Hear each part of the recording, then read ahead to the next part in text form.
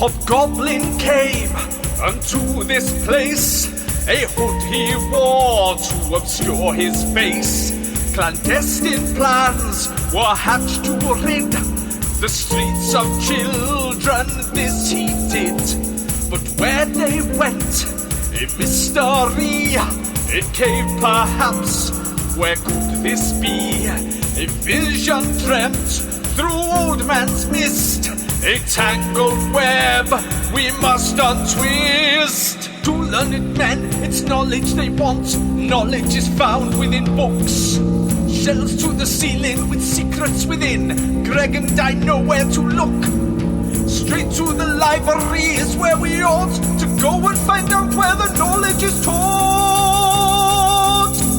The local hills, a mighty tome. The local hills, a mighty tome. With library cards produced from nowhere, all now feel at home. As I browse all the books in search of the perfect tome. The local hills both low and higher, destined to be cleared in dice and desire. We can't be messing around. We can't be hanging around in libraries when there's children to be found. So let's get out of here before Krill comes back. Is the plan to follow the river south, basically, until we hit these locations? Sounds good to me. Okay, old sports, let's go. Why's Greg turned into like a posh? Did he turn into the Great Gatsby? Yep. Oh, The Great Grigsby. Right, so you leave the library having not spoken to anyone. Yeah. Libraries are for books, not for conversations. Yeah, very true, very true. It's good because I didn't actually have a library person. It would have literally. She probably would have talked a little bit like this or something. I don't know. We'll never know. We'll never know. Is the thing. You leave the library and you find yourself, as I say, right, just as we're leaving, I say goodbye, Martha. I don't know if her name was Martha. Oh, you shouldn't have come in here without a library card. So yeah, you find yourself in the north of the city. You know, people playing cards. He does that with his library card, not library card at Martha. And the rest of his wallet. I was going to say, with his family heirloom of it saying, look after my son, the last thing he got from his mother, that's it. He's just thrown it at a library. It's weird that it was signed by his dad, too. But the thing is, she's going to catch that thinking it's from you about your child. So now she's going to search the library to see if there's a half-orc child. Maybe she'll find the other two missing kids for us while she's at it. She's probably got a better chance, to be honest. Right, so... Oh, God. The funny thing is, you started looking for these kids about a year ago in real time. Anyway, so you find yourself in the north of the city. Are you leaving the way you came in, or there are exits to the south of the city which take you sort of over? Well, the exit to the south is going over the river anyway, which is the river we're going to follow. So Yes, if we're travelling south, I think we should go out of the south exit. Makes sense. Okay. Isn't that where we came from? We came from the No, west. you came from the west. left. Yeah. Yes. West. Which in this case is actually the west and the left. Right. So you're going down the south, yeah? Yeah. right. Okay. Yeah. So as you go down, you find yourself in the south of the city. You find some gates. Now, obviously, when you came in from the west, you had the sort of the tower with the shield of Yartar. Yeah, that's right, shield of Yartar in, and you had this separate thing. This doesn't have that. You literally have a gate that takes you out onto a bit of land, and then you've got bridges over the river that takes you, over the other side, and then you're basically not far, maybe half an hour's walk away from sort of the closest of the hills. There are guards on the gates of Yartar. They're not so concerned with people leaving. They don't necessarily stop you and start asking you questions and making idle conversation. They allow you to leave unencumbered. You make your way across the bridges. You find yourselves on the north of the hills.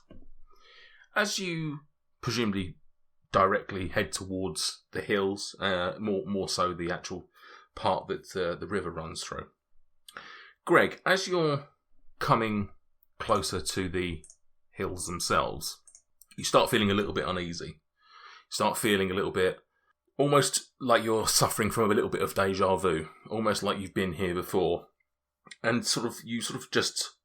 it starts going slowly, but eventually you can't see. Everything's gone black. You can't see a thing. But then your sight returns.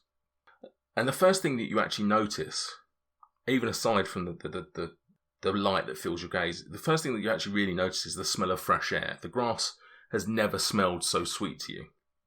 You also feel the sun on your face, and it's impossible for you to know for certain, but this, to you, feels like a mid-morning, which is very fitting because that is basically what it is for Greg. When finally you can properly see and take everything in, you decide to move quickly, not wanting to be caught by whatever evil resides in the cave behind you. You're halfway up a hill, nothing too large, but certainly bigger than most. And this is by no means the only hill, as the horizon is filled with rugged mounds of all shapes and sizes. You descend carefully, making sure you don't stumble, reaching up to touch the shoulder that was attacked mere moments ago. You wince as sharp pain streaks through your body. Your shoulder is wet, and as you bring your fingers back, clearly bleeding. You try to look at your shoulder, but only can see a warped red mess. You feel again with your hand, almost vomiting from pain. Just as you suspected, there appears to be a chunk of flesh missing from your shoulder. Even through the pain, the confusion, the tiredness, you realise you're probably amongst the Desserin Hills. You know this place to be dangerous, filled with orcs, ogres, and worse. And you start setting up before they can find you. You soon find a couple of bushels with berries. You know that some berries can be deadly, but you've not eaten in how long, who knows. And you may die anyway, so why not just feed now and get some energy? Assuming the sun above is mid-morning, you think about where north should be, and start heading in that direction, hoping that you'll soon find Yartar. Now with that, Greg, you snap back, and of the last few sort of memories that you've had, this is a bit quicker, not taken as long away from your time with the group, and actually, you know, your sensation, like what was happening, didn't seem to feel as long either. And armed with what you've got in the library, I'll allow you to head into the hills, and any survival checks that you make will be at advantage. Oh, nice. Nice. So you stand at the north of the hills. Where you are, Yartar, compared to the river would be, as you're looking at the hills, the river would be off to the west of you. Not far, because, you know, it's run through Yartar. But it's probably, you know, a little bit of a walk away, half an hour to an hour's walk towards the west. So you can head that way and follow the river. But obviously it's fair to say that from that description, she's not on the banks of the river. So it's whether you want to go to the river as a starting point, head on down there, or whether you want to sort of like head south from where you are now and see what you find. And The first thing I would do is obviously inform the group that I've just had another vision, so to speak, and tell them about what happened. And then from there, I think that we can determine that we're not anywhere near the river. So Greg's going to say, I don't think we necessarily need to go near the river. I don't remember seeing a river in this vision. And this had actually interrupted a conversation that Quinch was having with Dweezil. Quinch was saying, Dweezil, it was such a good idea that you had that we should quickly get the horses before we left, which of course we did. I think I would have been quite tired had we not done that. See if I get away with that. Yeah. Yeah, I mean, let's be honest, horses are very much like library cards. They just appear when they're needed. This is sometimes, as you're saying, the library cards and the horses are best friends, yes? I'll allow that because the reality is the Desserin Hills are vast. I mean, I'm looking at the map now, and I'm not lying when I tell you if you were to travel at full pace from east to west or vice versa, you're talking about 4 days worth of travel, and that's with horses. So this is a vast landscape. I'm not gonna penalise you for the fact that we didn't, because we never do. We never talk about the horses unless you need them. They are very much like Geralt's. He just whistles for them and they appear. So what are you doing? Did you say, are you travelling straight sort of south towards the river? There was no distinguishing markers in my vision of, when I looked up at the sun and then saw the sun around it, wasn't any like noticeable peaks or anything like that I could see. Not based on that. You just literally saw hills from where you were. Okay. Have you told us about this new vision that you've had? Yeah, just told you. Yeah. Yeah. So basically, the rest of you, all you know is he's had a vision that this person has come out, and they have come to the same conclusion that eventually you did, that they're amongst the Desserin Hills. Would it be worth Greg having like a little nap and seeing if he can have like a full dream to get some more information? Well, and also if Dabov could have a nap at the same time, that'd be pretty good.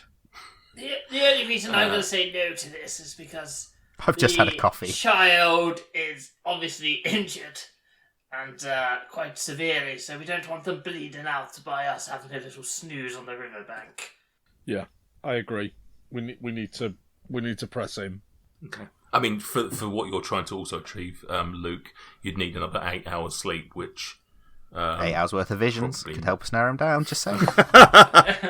You can sleep on a horse, can't you? So are you heading south, right? Is that what you're doing? Yeah. Heading Heading south. Right. So, as you're now, you sort of enter the range. You can find your way through the hills. There's often sort of small valleys is probably the wrong word, but there's certainly gaps where you can not necessarily have to traverse over the top of a hill every single time. You can go around them and things like that. Sometimes the easiest way is probably to go over them. There are some quite large hills here that if you were to go around them, you'd be certainly detouring quite a lot. Obviously, you're looking for caves specifically. Whilst we're slowly travelling and pondering on our journey so far, having had the fear of Chalupa put into him from Greg's recollection of danger abound, Quinch wants to be as prepared as possible, and he remembers on his gems. He puts his hand into his purse or vest or whatever and grabs a gem out at random. Okay.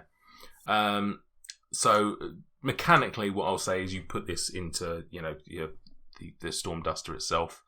I would say that's probably the best way. So remind me, what colour what colours do you know, or what colour do you want to specifically test on this? The ones that I haven't inferred from yet are red, yellow, purple, orange, and black. So ideally, if I could randomly have picked one of them, that would be nice. Okie dokie. So yeah, you just reach in and make this easy. I'll go for the first one on the list. You find a red gem and you pop that into the Storm Duster, and this is called Danger Warning. Your senses are heightened and you are supremely aware of the situation that surrounds you. When you or a non-hostile creature within 5 feet of you is hit by an enemy's attack or spell, you can use your reaction to dodge the attack at the last minute and avoid taking any damage. Ooh, super senses, which is also red. So that is a reaction for you that you or your colleague can take, basically not to take any damage from a hit. Lovely, thank you. Obviously, as a one-off, that gem then becomes obsolete. Right. So with that done, you sort of carry on through the hills. You start spotting a few things. The books have obviously talked about ruins and things like that, and you see the occasional things that sticks out. Not necessarily a building by any means, but a few sort of bricks and a few bits of like concrete, or I don't know if you have concrete in this world, but masonry of some sort that basically you wouldn't necessarily expect to see. So I say it's not necessarily a big building, but just like the occasional chunks of things that aren't boulders essentially, but you start sort of seeing signs what the books were talking about. Greg, can you roll me another survival check to see if you can sort of like get your way towards where you're trying to get? Absolutely. 8 + 2, 10. 10. Oh dear. You don't. Is that with advantage? No, did you say with advantage? Sorry. Yeah. Sorry. My bad. It's not a lot better. 12 + 2, 14. 14. Okay. You feel like you're probably heading in roughly the right sort of direction, but you sort of don't feel confident with it. You sort of at the moment you're sort of hopeful that you might stumble across something. I mean, you're not at the end of the day you're not really building this on much of beyond. It's probably close to the river, and it's you've got the sort of slight memory of some hills, but equally you might have been looking at them from a different direction than where you're coming from. So the reality is it's probably not as helpful. You keep going on, hopeful that you're going to come across something, but ultimately nothing really comes towards you. So you've gone south twice. What do you want to do now? South again? Head west towards the river now? East into the hills? Into the hills more would be my suggestion. So keep going south still. I mean, by this point, I'm going to take each of these readings is probably about an hour or two's worth of walk. So bearing in mind from north to south, you're probably looking about 2 to 3 days worth of riding. So there's a lot of distance to cover. So a couple of hours on 2 checks, about 4 hours worth of walking. You've not covered necessarily a great amount of distance, but you have theoretically, but not in the context of how much distance. If we do a south, can I do a survival check for like tracks or footprints? For tracks or footprints, okay, yeah, go ahead. So what I'll do is I'll let Greg do a survival to see about trying to find. But I could. Actually, Krill do one now to see if he can see any tracks.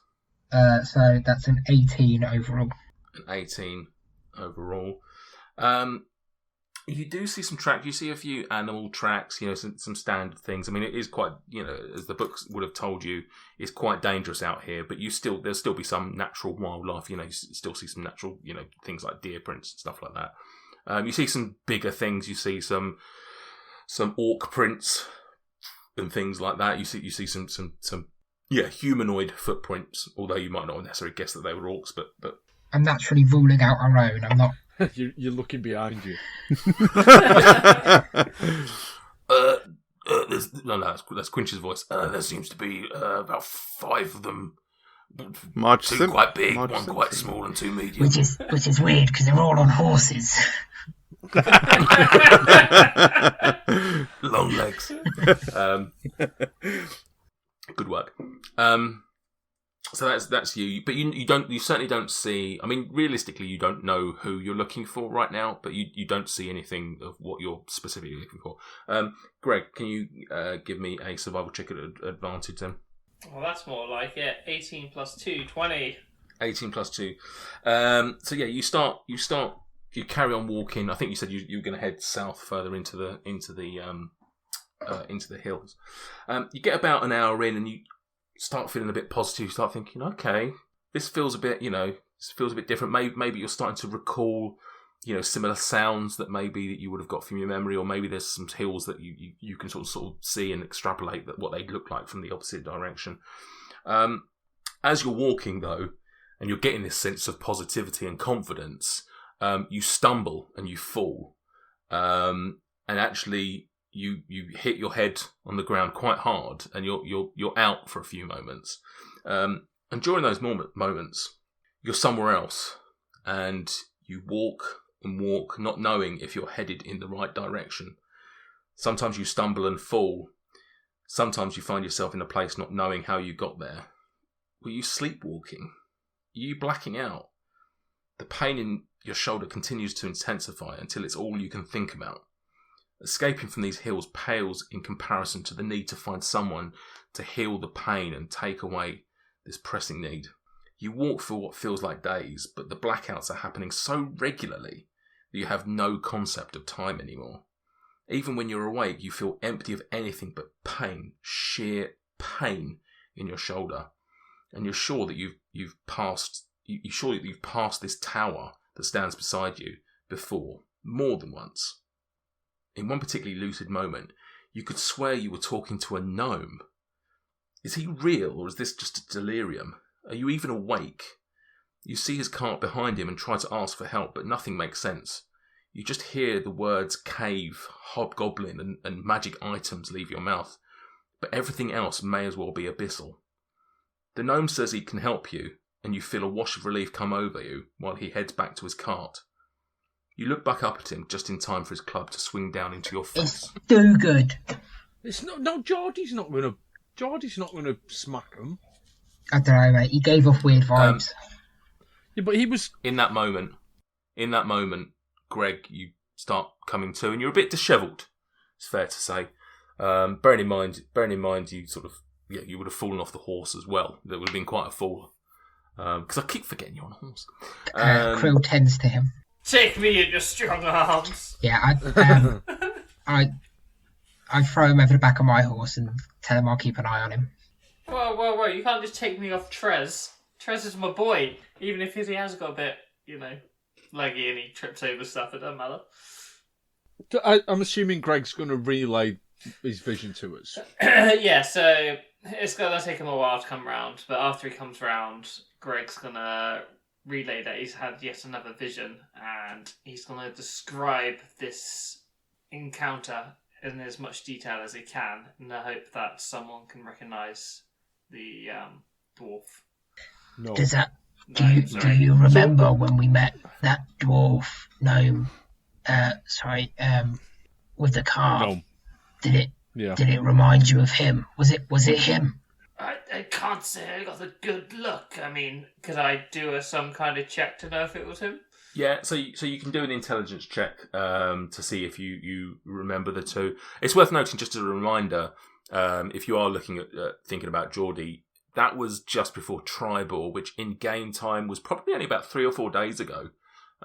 It wasn't that long ago, so you'd probably have a decent, and you obviously talked to him for a while, so you probably got a good memory of what he looked like, although you've obviously come into contact with lots of other people since then.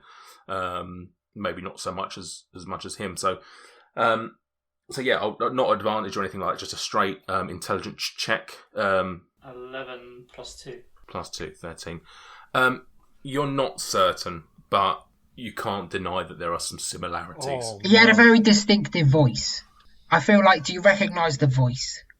Same. It's the same role. So yeah, I didn't hear him say chicken, so I couldn't tell you for definite. the whole lot would be sort of Okay. Yeah. Bearing in mind, while Greg might be able to relay these visions, it's not necessarily him who's living them. So it's Yeah. Here's the thing, right? These children, the girl and the boy, went missing longer than a few days ago. It would have been that long ago. We met Geordie Dogood when we were going into Tribal maybe 3 or 4 days ago. If this child was taken by the hobgoblin and then escaped and was found by Geordie, are we led to believe that this child was in the back of Geordie's cart when we saw them in Tribal? In which case, we're going in completely the wrong direction. I don't think it's a one-man operation. I don't believe it's a one-man operation. I mean, he could have just come here while we were in Yarta. And it may be an opportunist. He may not have been the initial kidnapper, but he's like... Perhaps we should get an aerial view again to see if there's any towers. Route switch. Yeah, you mentioned a tower, Greg. Quinch has already flown into the air. A storm of dust at the mere mention of getting a view. He's not heard the rest of it. He doesn't know about the Geordie Dogood or Doesn't anything. know what he's for a got tower. Yeah.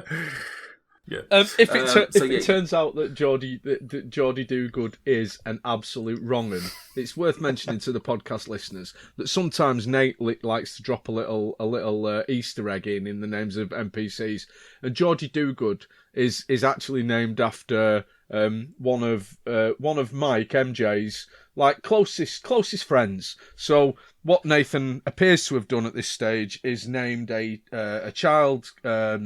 At best abductor, at worst molester, after MJ's friend Jordan. So, Yeah. You wait until you find out what I've done with Stuba bullets. Anyway, right. So can I have a perception or investigation, whichever is better for you, Quinch? Oh, investigation, please. 16. 16.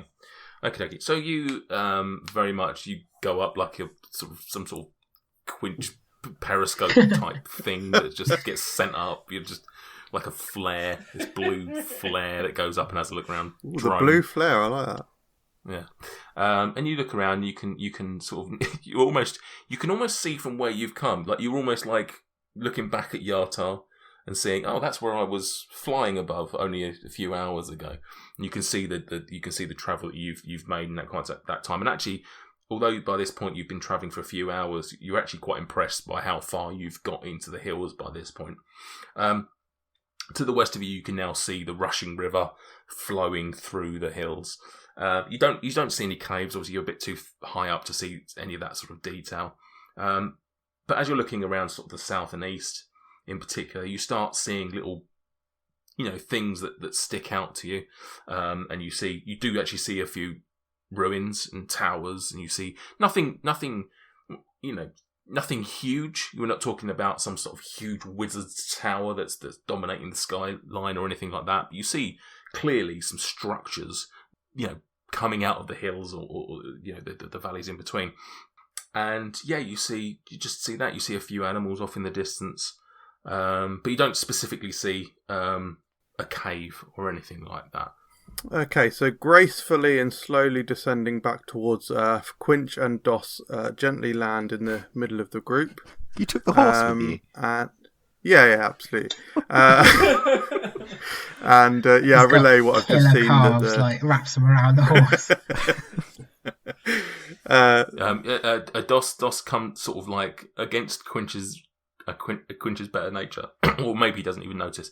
Doss comes over to sort of like very slowly trots over to Krill and just nudges him. You're all right, buddy. Don't let him do that again. That's fine. I'll keep an eye on you. Possibly the first time I've been. I put out some sugar cubes. Don't ask where I got them. Right. So off to the southeast-ish, you sort of see like some towers and stuff. So Quinch relays that I think we probably want to be heading southeast. I did see some ruins and I did actually see a few towers, nothing substantial, but maybe something to go on. Yeah, you can do that? Yeah. Okie dokie. Can you then, unless anyone else, does anyone else want to do anything at this point before you set off or whilst you're travelling? Anything? Oh, I was sorry, I wasn't. Add in. Did Quinch report what he saw? I feel like. Yeah. So he said he saw some sort of structures and buildings off. And that's where we're going. Yeah, I think that's where we're heading. Nothing further from me. No, Greg's just going to do Ray of Frost on his own head, just so it takes swelling down from where he's banged it a little bit. You're out in the sun as well. You never know. Exactly. You might start to get a bit of sunburn. Dabov, anything you want to do? Nah, not unless I can sleep for 8 hours.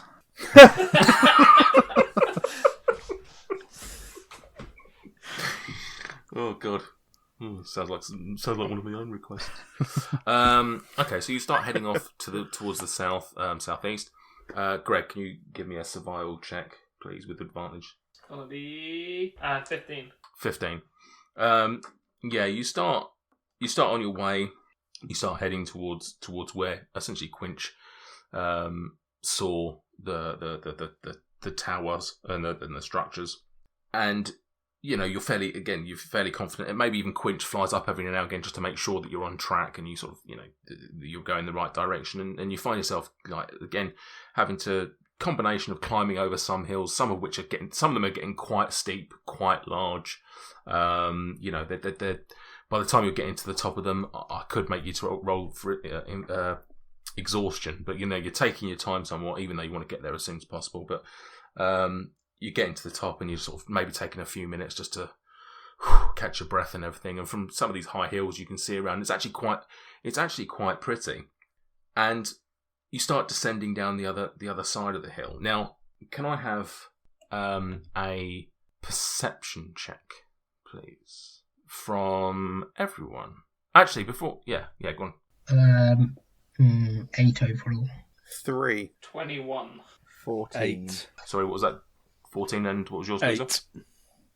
8. Okay. Greg, in particular, MVP of travelling in the wild, is starting to see that this is starting to get a bit more ragged around here. It is pretty, but in a sort of an untamed wilderness sort of way.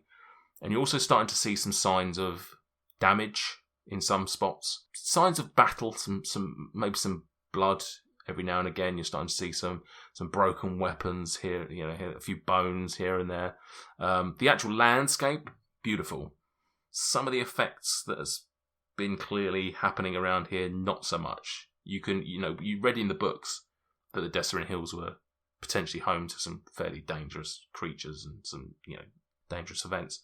And it's at this point that you're sort of starting to go, okay, I can see it now. I can see why this has got a bad reputation, and maybe we just need to be a little bit careful about what we're doing.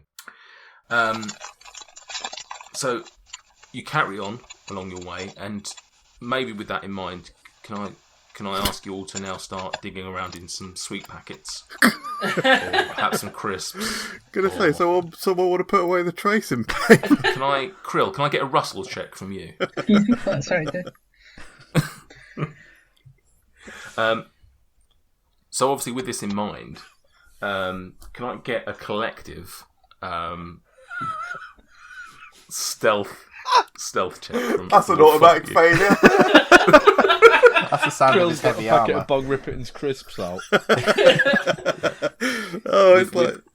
With Daboff at disadvantage. Obviously. Yeah, just for clarity, I did roll the other one at disadvantage, the perception. Fucking hell, 20. So 20 for Quinch, Greg. 14. 14. Dweezil. Also 14. Krill. First roll was a 10 plus 2, 12. Second roll was a natural 20. So 10 plus 2, 12. It's a shame. It's a shame. And 17. 17. As you, perhaps with your with starting to see these signs of the hills in the way they are, tying that up with what you've read in the books and stuff, you start sort of heading down the hill, trying to be as stealthy as you possibly can, whilst one of you is obviously digging around in stuff. You're not quite as Quite as sexy as we think we are.